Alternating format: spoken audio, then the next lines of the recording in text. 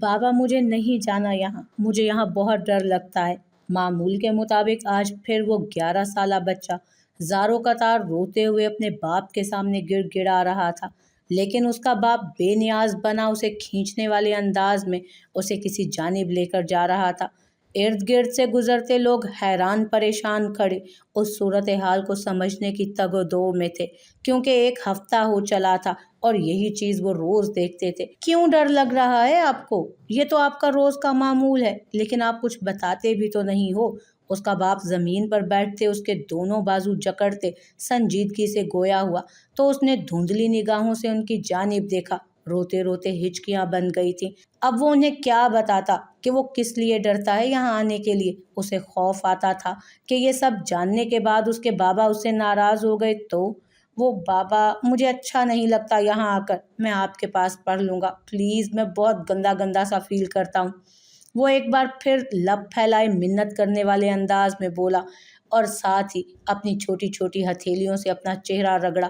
اس کے باپ کو اب حقیقتاً پریشانی ہونے لگی تھی، لیکن اتنی مشکلات کے بعد کسی اچھے انسان کا انتظام ہوا تھا جو انہیں قرآن پاک کی تعلیم دے سکے۔ وہ چاہتے تھے کہ ان کا بچہ دنیاوی تعلیم کے ساتھ ساتھ دینی تعلیم بھی حاصل کرے، تبھی اس معاملے میں کسی قسم کا حرج نہیں کرنا چاہتے تھے۔ ابھی بھی وہ اس کی دلیلوں کو نظر انداز کرتے، اس کا ہاتھ تھامتے اندر کی جانب چل دیے۔ ارے یہ پیارا بچہ کیوں رو رہا ہے؟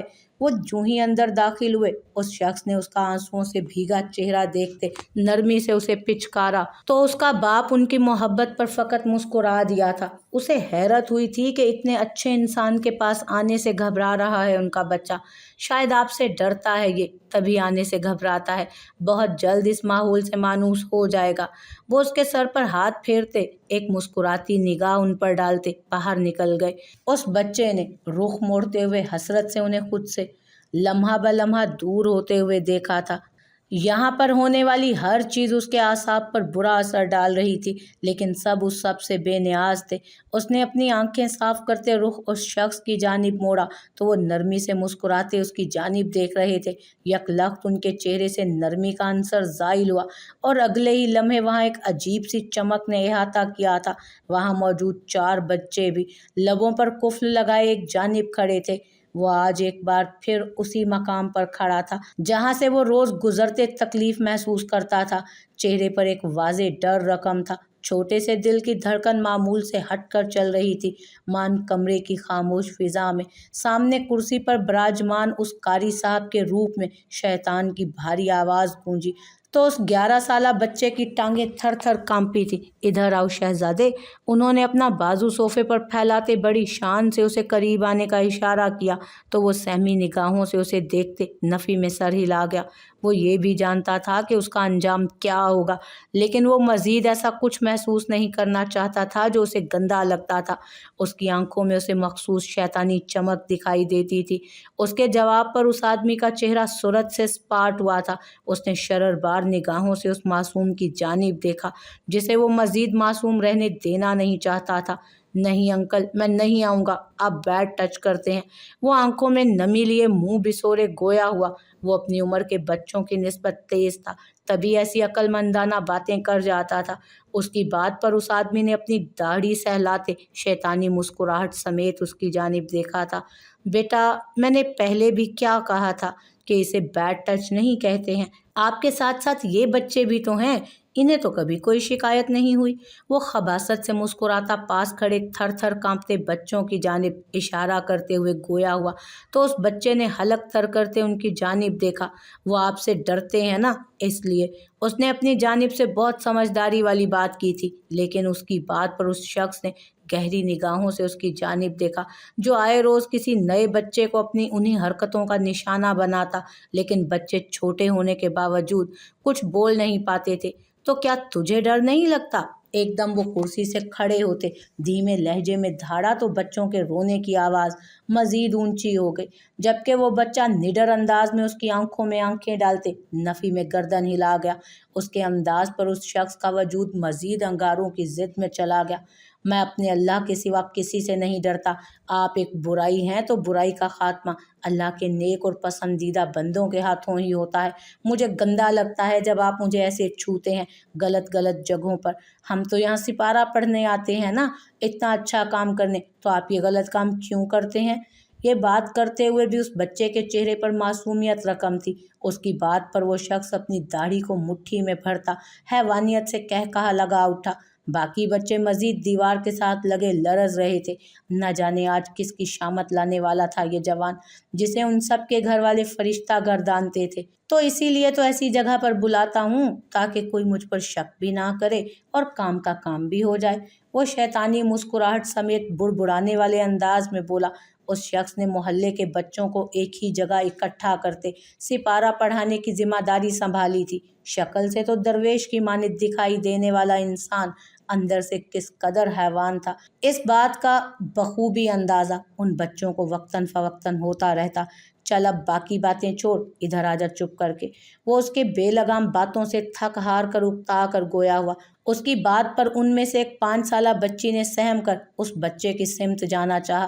شاید وہ بھی نڈر تھی اور سب کے خلاف آواز اٹھانا چاہتی تھی۔ تبھی اس خبیث انسان کی نگاہوں سے بچتے اپنے چھوٹے چھوٹے قدم اس کی سمت اٹھانے لگی۔ اس سے پہلے کہ وہ اس تک پہنچتی، اس شخص نے ایک ہی جست میں اسے عقب سے جکڑا۔ سب بچوں کی چیخیں اس اچانک افتاد پر نکلی تھیں، جبکہ وہی بچہ بے خوف نگاہیں اس کی نگاہوں میں ڈالے کھڑا تھا۔ وہ بچی بھی مسلسل تردد کر رہی تھی خود کو اس کے غلیظ حصار سے چھڑوانے کی، لیکن وہ تو جیسے اپنی مونچھوں کو تاؤ دیتے اس ننھی کلی کو وحشیانہ نگاہوں سے تک رہا تھا۔ اس نے اپنا ہاتھ بڑھاتے اس کے وجود کو چھونا چاہا، لیکن وہ بچی مسلسل مزاحمت کرتے چیخ رہی تھی۔ اس بچے کی بھی اب حد ٹوٹ گئی تھی۔ آنکھوں میں موٹے موٹے آنسو لیے ان کی جانب بڑھا اور کچھ قدم کی دوری پر ٹھہر گیا۔ اس کی نگاہیں اس دل دہلا دینے والے منظر پر ٹکی تھیں جہاں وہ غلیظ شخص اپنی عمر کا لحاظ کیے بغیر اسے غلط طریقے سے چھو رہا تھا۔ اس بچی کو چھوڑ دو ورنہ میں اس کے گھر والوں کو چلا چلا کر بلا لوں گا، پھر وہ آپ کو ماریں گے۔ وہ اپنی عمر کے مطابق مضطرب انداز میں اسے دھمکاتے ہوئے گویا ہوا تو وہ انسان اس کی بات پر سرخ چہرے سمیت کہا لگا اٹھا اور ایک قہر آلود نگاہ اس چھٹانگ بھر کے لڑکے پر ڈالی جس کا قد جتنا چھوٹا تھا عقل اتنی ہی بڑی تھی۔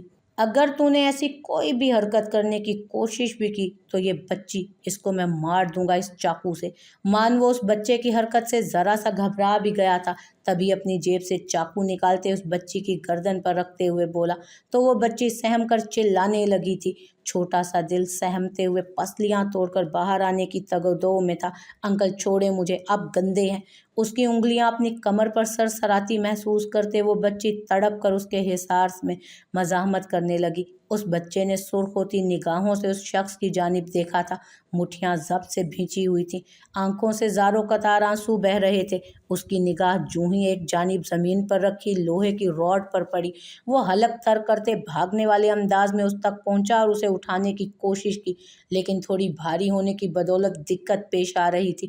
اس نے ایک نظر اس وحشی آدمی کو دیکھا جس کی منمانیاں بڑھتی ہی جا رہی تھیں، جبکہ وہ بچی جیسے روتے روتے تھک ہار کر نیم غنودگی میں جا رہی تھی۔ نہ جانے اس میں اتنی ہمت کہاں سے آئی تھی۔ اس نے ایک ہی جست میں وہ بھاری راڈ اٹھائے اور دھیمے دھیمے قدم اس کی جانب بڑھائے تھے۔ اس شخص کا دھیان ابھی اس بچے کی جانب نہیں گیا تھا۔ اس نے پرعزم نگاہوں سے اس برے شخص کی جانب دیکھتے اس کے سر پر راڈ سے ایک ہی وار کیا تھا۔ اگلے ہی لمحے اس کی ہاتھ کی اس بچی پر گرفت ڈھیلی پڑی اور وہ بچی حصار کھلتے ہی جھٹکے سے نیچے گری تھی۔ سرخ مادہ اس کے سر کے بالوں سے نکلتا چہرے پر بہا تھا، خون کی لکیریں ناک سے ہوتی لبوں کو تر کر رہی تھیں۔ اس نے کپ کپاتے ہاتھوں سے راڈ وہیں پھینکی اور خوفزدہ نگاہوں سے اس شخص کی جانب دیکھا جو اب اپنا سر پکڑے درد سے کرا رہا تھا۔ اس نے کانپتے ہاتھوں سے ان سب بچوں کو باہر کی جانب بھاگنے کا اشارہ کیا اور خود زمین پر گری اس بچی کو اٹھانے میں مدد کرنے لگا تاکہ یہاں سے فرار حاصل کر سکے۔ خون! اس بچی نے پھٹی پھٹی نگاہوں سے زمین پر تڑپتے اس شخص کو دیکھا جو شاید اب اپنے حواس کھو رہا تھا۔ اس کی بات پر اس لڑکے نے اس کی جانب دیکھا جو گول مٹول سی بچی تھی۔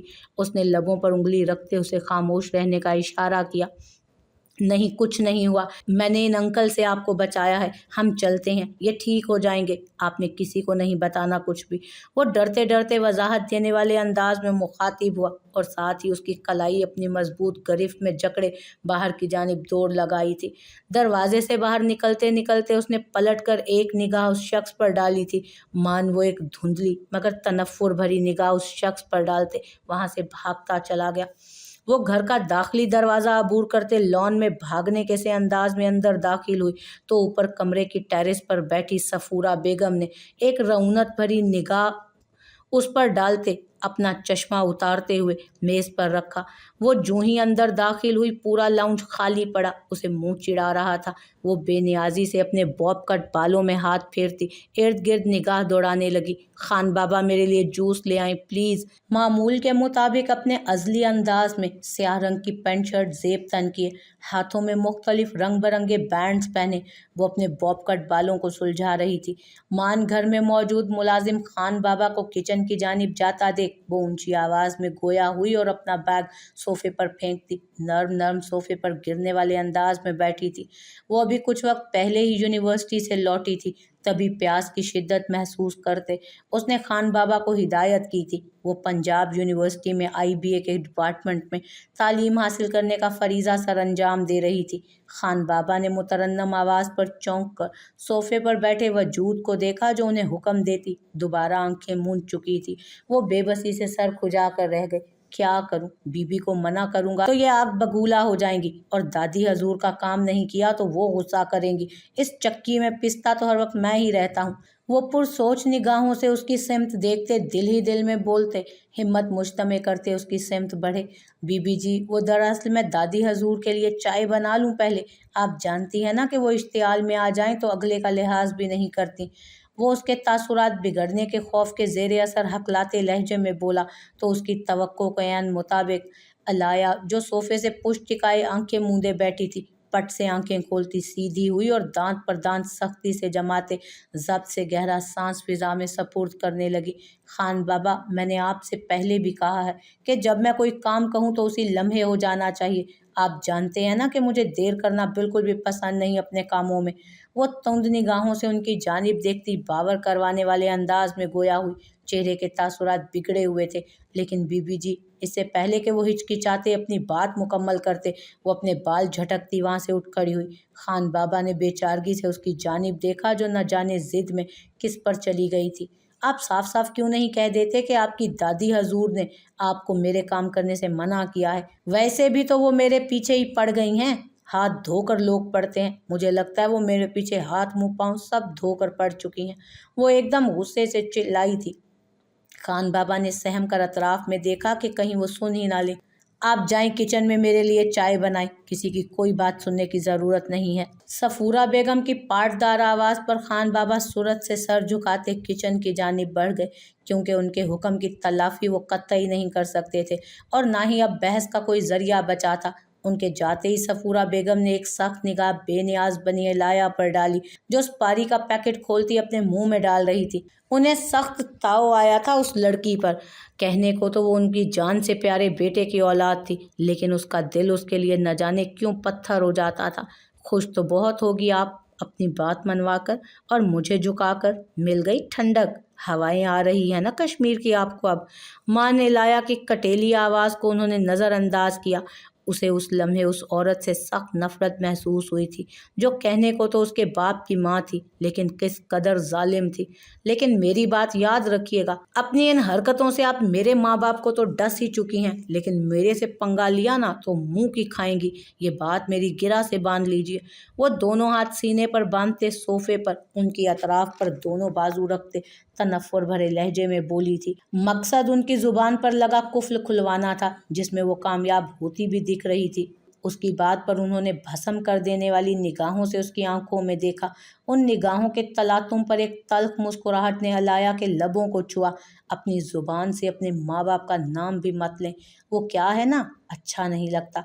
उन्होंने जिस अंदाज में कहा वो अंदाज ही अलाया को बहुत कुछ बावर करवाने के लिए काफ़ी था। उन्होंने एक ही बार में उसके चेहरे से मुस्कुराहट को नोच लिया था।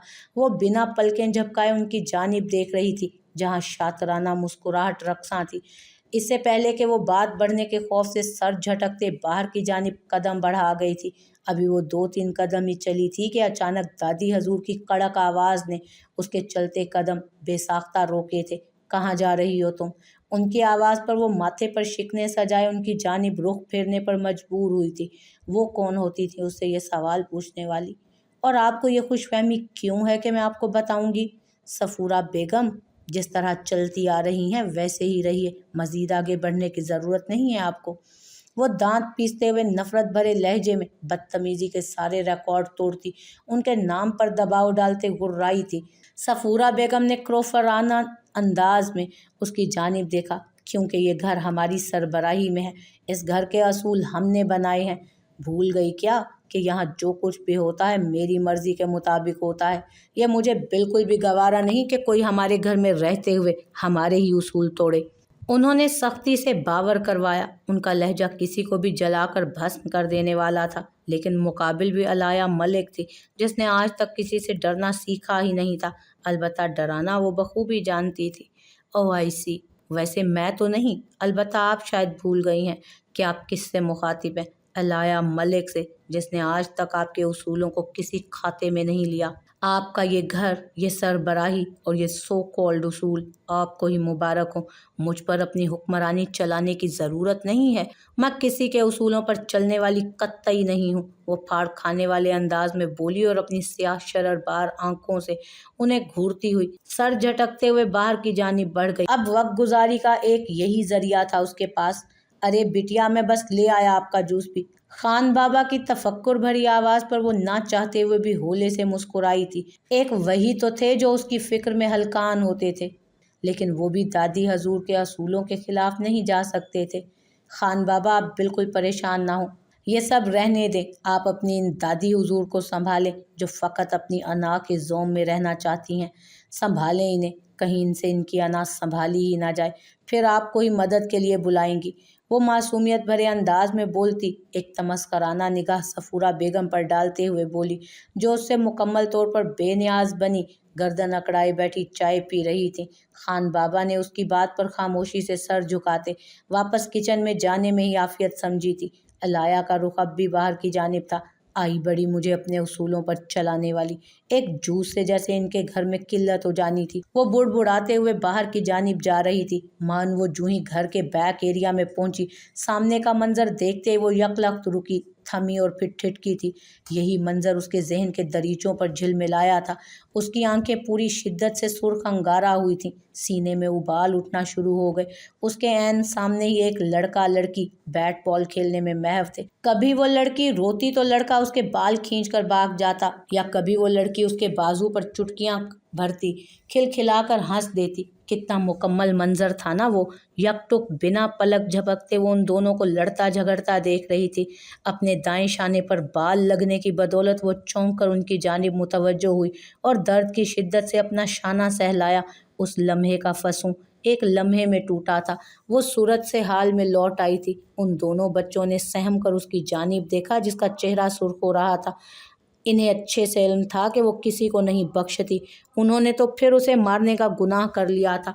एलाया उन दोनों के डरे सहमे चेहरों पर तनफ्फुर भरी निगाह डालते, ज़मीन से बॉल उठाती, उसकी जानिब उछालती, अपने पैर के करीब गिरे पत्थर को ठोकर मारती, बेनियाजी से आगे की सिमत बढ़ गई। आसमान पर हल्के हल्के अंधेरे ने बसेरा किया हुआ था, लेकिन वो मुंह में च्युइंगम चबाती उस सबसे बेनियाज थी। चेहरे पर अजली सर्द मोहरी छा गई थी। यह मुजफ्फराबाद के किसी गुंजान इबाद इलाके का मंजर था, जहाँ हर जानिब सन्नाटा छाया हुआ था। चरिंद परिंद अपनी अपनी आराम गाहों में आराम की गर्ज से जा चुके थे। किसी जी रूह का निशान नामो निशान तक न था। हवाओं के जोर से सरसराते पत्ते एक होलनाक मंजर पेश कर रहे थे। रात की स्याही ने हर जानिब अपना डेरा जमाया था। पहाड़ों की ओट में हर जगह रात के वक्त बहुत खौफनाक महसूस हो रही थी। रात होने की बदौलत जहां हर जानिब अंधेरा था, वहां पहाड़ों के ऐन वस्त में एक रोशनी सी फूटती महसूस हो रही थी। मध्यम सा म्यूजिक का शोर माहौल को मजीद फैलने वाली होलनाकी से रोक रहा था। उस कोठरी का दरवाज़ा किसी के बेल बजाने से खुला था और पुलिस की वर्दी में मलबूस एक आदमी अंदर दाखिल हुआ। चेहरा झुका हुआ था, अलबत्ता हाथ पीछे ही बंधे थे, जैसे सामने बैठे वजूद को खौफ से वो एहतराम दे रहा हो। उसकी वर्दी पर एसएसपी का बैज लगा हुआ था। उसने सोफे के करीब पहुंचते ही एक तायराना निगाह पूरे हॉल में दौड़ाई, जहां हर सू रोशनियां जगमगा रही थीं। वो वहां से निगाहें हटाता हलक तर करते सामने कुशादा सोफे पर बैठे इंसान से मुखातिब हुआ, जो अपने ऐन सामने लैपटॉप रखे उसमें लगी फोहश वीडियो से लुत्फानंदोज होने के साथ साथ अल्कोहल भी गले में उंडेल रहा था। जरा से लम्हे के बाद उसका खतरनाक कहकहा पूरे हॉल में गूंजता और वो डरते हुए खज्जल हो जाता। वो एक बार फिर उसके काम से फरागत हासिल करने का इंतजार करने लगा। हाँ बोलो, क्या काम आन पड़ा है जो इतनी रात को अपनी मनहूसियत लिए यहाँ टपक पड़े हो? तुम जानते हो मुझे, मेरे काम में मुझे कोई टोके वो जान से जाता है। वो अपने सामने पुलिस की वर्दी में मलबूस शख्स को एक ही जगह खड़े देखकर नखुवत से गोया हुआ। उस शख्स ने आकर उसका मजा ही बर्बाद कर दिया था। वो लैपटॉप बंद करता और अल्कोहल का ग्लास मेज पर रखते सिगरेट के गहरे कश लगाने लगा। मेज पर तरह तरह के महंगे मशरूब रखे थे। बॉस, वो एक बहुत ही अहम खबर आप तक पहुंचानी थी। मजीद ताखिर से काम बिगड़ भी सकता था, वरना मैं कल आ जाता। वो उसके बिगड़ते तासुरात देखते झट से सफाई देने वाले अंदाज में गोया हुआ तो सामने सोफे पर बैठे शख्स के तने तासुरात फौरन ढीले पड़े। वो सिगरेट ऐश ट्रे में मसलता टांग पर टांग चढ़ाते सीधा होकर बैठा और सवालिया निगाहें उसकी जानिब उठाई। वो दरअसल माल अभी तक हम तक नहीं पहुंचा। मुझे डर है कि कहीं हम पकड़े ना जाएं, क्योंकि उस सूरत में मेरी नौकरी को भी खतरा हो सकता है। वो उंगलियां चटखाते हुए बोला तो सामने बैठे शख्स ने शररबार निगाहों से उसकी जानिब देखा, जो जरा जरा सी बात का बतंगड़ बनाने में एक लम्हा नहीं लगाता था। उसे खुद पर हैरत हुई कि उस जैसे डरपोक को अफसर रख किसने लिया। बस इसी की कमी थी। मुझे लगता है कि तेरी जगह किसी और को ही रखना पड़ेगा। तुझ जैसे अफसर को अपने साथ मिलाकर तो मैं पछता ही रहा हूँ। वो मेज से शीशे का ग्लास उठाई जमीन पर मारते हुए धाड़ा। वो शख्स उसके लहजे पर कांपा था। नहीं बॉस, मैं तो बस इसलिए कह रहा हूँ कि जिस रास्ते से माल और अद्वियात और असलहा वगैरह आना है, वहाँ मेरी ड्यूटी होना लाजिम है। कल भी वहाँ नाकाबंदी हुई थी, जिससे मुझे बस इसी बात का खौफ है। वो उधर से भी नौकरी जाने के खौफ से हड़बड़ाते हुए तफसीलन जवाब देता बोला, तो वो एक गहरी निगाह उस पर डालते समझने वाले अंदाज में सर हिला गया।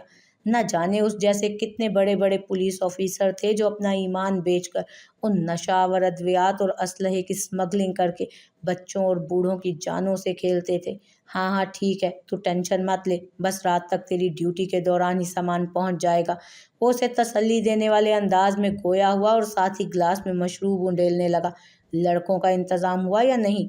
उसके अचानक सवाल पर वो जो लालची निगाहों से अल्कोहल को तक रहा था, गिड़गिड़ाते हुए उसकी सिमत देखा, जो कटीली निगाहों से उसकी जानिब देख रहा था। शायद वो उसे नदीदों की तरह उसकी चीज़ को घूरते देख चुका था। जी जी बॉस, ऐसा कैसे हो सकता है कि आप कोई काम कहें और मैं वो ना करूं? जी, 2 लड़कों का इंतखाब किया है मैंने, मुख्तलिफ जमातों के साथ काम कर चुके हैं, और आप यकीन नहीं करोगे, वो ऐसे ऐसे गलत कामों में मुलव्विस हैं ना कि बस आपको कोई परेशानी नहीं होगी। वो खुशामदी लहजे में बोला तो पाशा ने उसकी बात पर खुशगवार अंदाज में कहकहा लगाया। आंखों में एक अजीब सी चमक ने अहाता किया था, एक शैतानी मुस्कुराहट जो सब कुछ खत्म करने की हिम्मत रखती हो। शुरू से ही उसका टारगेट बूढ़ों से लेकर बच्चों तक हर कोई था। अब वो स्कूल हो या यूनिवर्सिटी या फिर अस्पताल, अपने खास बंदे हर जगह अपने लोग फैलाना चाहता था, ताकि पूरे जोशो खरोश से ये गैर कानूनी काम हो सके। अस्पताल में तो उसके आदमी अपना काम अच्छे से अंजाम दे रहे थे। कुछ डॉक्टर्स को भी उसने इन्हीं कामों में अपने साथ मिलाया हुआ था। स्कूल में बच्चों को उठवा कर उनसे गलत काम करवाना उसका शेवा था। स्कूलों में बच्चोों को उठवा कर उनसे गलत काम करवाना उसका शेवा था। लेकिन हुकूमत इन लोगों के खिलाफ कुछ भी करने से कासिर थी। चल अब दफा हो, और जल्द अज जल्द उन लड़कों से भी मिलना पड़ेगा ताकि अपने काम को फरोग मिले। वो बेहंगम अंदाज में कहकहा लगाते हुए बोला तो मुकाबिल शख्स भी उसकी बात पर जोरों शोर से इस बात में सर हिला गया। मान अपने फ़ोन में आने वाली कॉल की सिमत मुतवज्जो हुआ। जेब से मोबाइल निकालते ही उसको सूरत से सांप सूंघा था। सर की कॉल है। उसकी सरसराती आवाज़ निकली तो पाशा ने तनफ्फुर से सर झटका। उसने फ़ोन उठाकर कान से लगाया। जी सर, जी मैं अभी पहुंच रहा हूँ, आप परेशान ना हो। मुकाबिल की बात पर वो घबराए हुए अंदाज में वहां से उठ खड़ा हुआ और फ़ोन बंद करके जेब में डाला। ए जाते जाते इसके 2 घूंट ले ले, आखिर को तूने इतना काम किया है मेरा, और जैसे तू इसे घूर रहा था, डर है कि मेरी निगलने की बजाय बाहर ही ना उगल आए। वो तमस्कराना अंदाज में गोया हुआ तो उसका चेहरा इस कदर बेइज्जती पर फीका पड़ा। नहीं, एक ज़रूरी काम है मुझे। वो खोलते दिल के साथ अपनी कैप सर पर जमाते भागने वाले अंदाज में बाहर की जानिब बढ़ा था। पाशा बेनियाजी से कंधे उचकाए मजीद एक गिलास हलक में उतारने लगा। बॉस बॉस, वो बच्चा बहुत शोर मचा रहा है, कहें तो उसको ही ना बेच डालें आगे, बहुत मुआवजा आएगा। वैसे भी ये बच्चा काफ़ी समझदार मालूम हो रहा है। उसका एक ख़ास मुलाजिम उसके करीब आते मायनी खेज लहजे में मुखातिब हुआ तो पाशा ने चौंक कर उसकी जानिब देखा। ये आदमी पाशा का कुछ ज़्यादा ही ख़ास था, तभी हर तरह का मजाक भी कर लिया करता था, लेकिन हद में रहकर। ज़रा इसे तफसीलात तो समझा दें कि इसे आगे जाकर किन किन हालात का सामना करना पड़ सकता है। वो क्या है ना, बच्चे मासूम होते हैं। वो गिलास मेज़ पर रखते शैतानी अंदाज में कहकहा लगाते वहाँ से उठ खड़ा हुआ। उसके कहकहे में उस खास आदमी का भी कहकहा बेसाख्ता था। अब उन दोनों का रुख उस खास कमरे की जानिब था जहाँ उन सबको रखा जाता था।